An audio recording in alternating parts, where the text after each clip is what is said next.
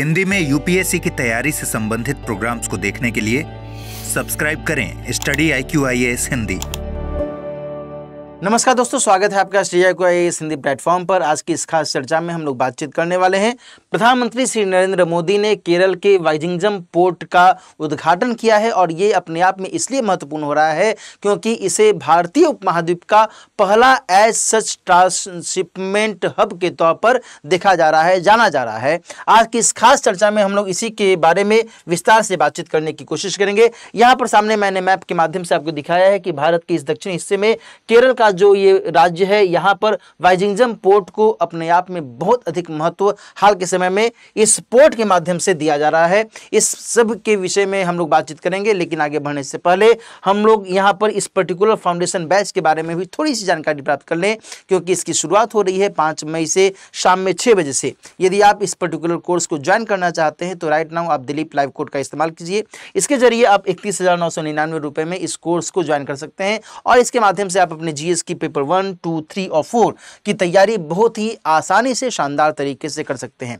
अभी हम लोग बातचीत कर रहे हैं वाइजिंगम बंदरगाह के बारे में और यहाँ पर हम लोग दोस्तों ध्यान रखें कि ये जो वाइजिंगम बंदरगाह है, इसके बारे में जो जानकारियां मिल रही हैं भौगोलिक अवस्थिति के स्तर पर, 2-3 बातें आपको ध्यान में रखने वाली है।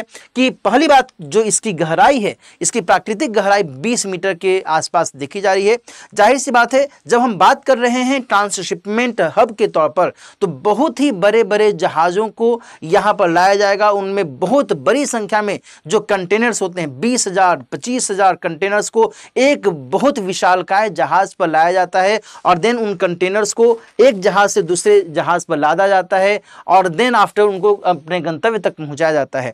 इसके लिए जाहिर सी बात है कि जो गहराई होनी चाहिए वो अपने आप में बहुत अधिक महत्वपूर्ण हो जाती है और इस कंटेक्स्ट में ये जो वाइजिंगम बंदरगाह है, ये इसको फुलफिल करता है। दूसरी तरफ जो इस पर्टिकुलर बंदरगाह के आसपास का जो अंतर्राष्ट्रीय शिपिंग रूट है, वो बहुत ज़्यादा दूरी पर नहीं है, मुश्किल से 10 नॉटिकल मील की दूरी पर है और इस लिहाज से भी ये बंदरगाह अपने आप में एक स्ट्रेटेजिकल लोकेशन के तौर पर यहाँ पर काम कर सकता है। इस लिहाज से भी इसका जो महत्व है यहाँ पर देखा जा सकता है। वर्तमान में दोस्तों भारत में समुद्री व्यापार का जो लगभग 75% हिस्सा है, जो कि ट्रांसशिपमेंट कंटेक्स्ट में हम लोग यहाँ पर देख रहे हैं, उसमें कोलंबो, सिंगापुर, संयुक्त अरब अमीरात में जेबेल और ओमान में जो सालालाह बंदरगाह है, इनके माध्यम से संपन्न किया जाता है। क्योंकि भारत अपने बहुत बड़ी संख्या में जो ट्रांसशिपमेंट की गतिविधियां हैं वो इनके जरिए ही संपन्न करती हैं, क्योंकि ऐसा भारत के पास में अभी तक ऐसी कोई व्यवस्था नहीं थी।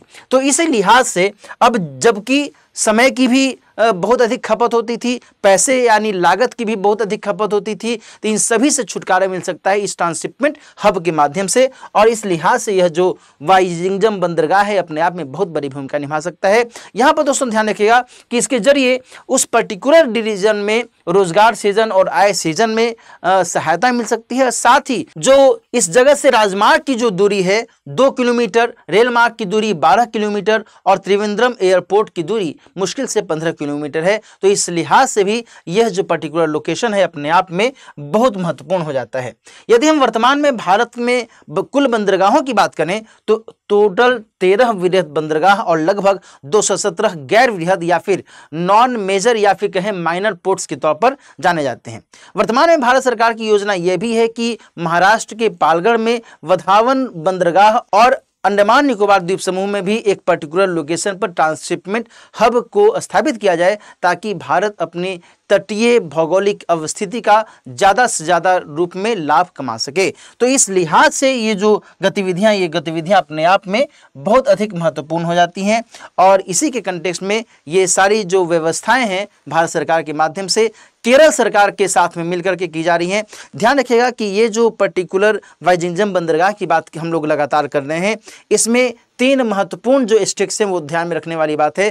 केरल सरकार की बहुत बड़ी भूमिका है इसमें लगभग 60% से भी ज़्यादा का जो स्टेक है वो केरल सरकार का ही है। लगभग 9% से भी ज़्यादा का स्टेक भारत सरकार का इसमें देखा गया है और जिस अडानी ग्रुप के माध्यम से इस बंदरगाह के निर्माण में गतिविधियां देखने को मिल रही हैं, उसकी जो हिस्सेदारी है लगभग 28% के आसपास में यहाँ पर देखने को मिल रही है।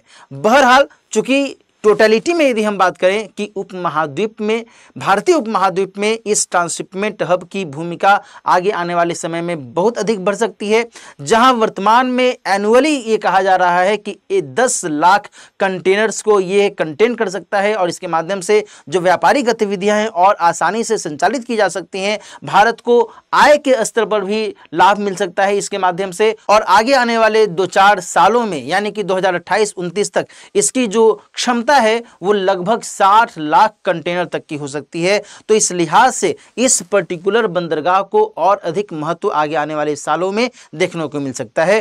तो इस कंटेक्स्ट में यह जो टॉपिक है अपने आप में बहुत ही महत्वपूर्ण हो जाता है।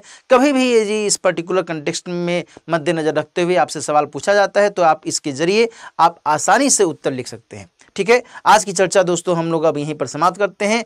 जाते जाते जल्दी से मैं आपको इस फाउंडेशन बैच के बारे में फिर से बता दूं कि 5 मई से शाम में 6 बजे से इसकी शुरुआत की जा रही है, और यदि आप इस कोर्स को ज्वाइन करना चाहते हैं तो दिलीप लाइव कोड का इस्तेमाल करते हुए राइट नाउ आप 31,999 रुपये में इसमें एडमिशन ले सकते हैं। इसके जरिए अपने GS पेपर 1, 2, 3 और 4 की तैयारी आसानी से कर सकते हैं।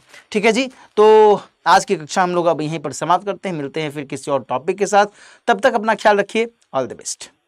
हिंदी में यूपीएससी की तैयारी से संबंधित प्रोग्राम्स को देखने के लिए सब्सक्राइब करें स्टडी IQ IAS हिंदी।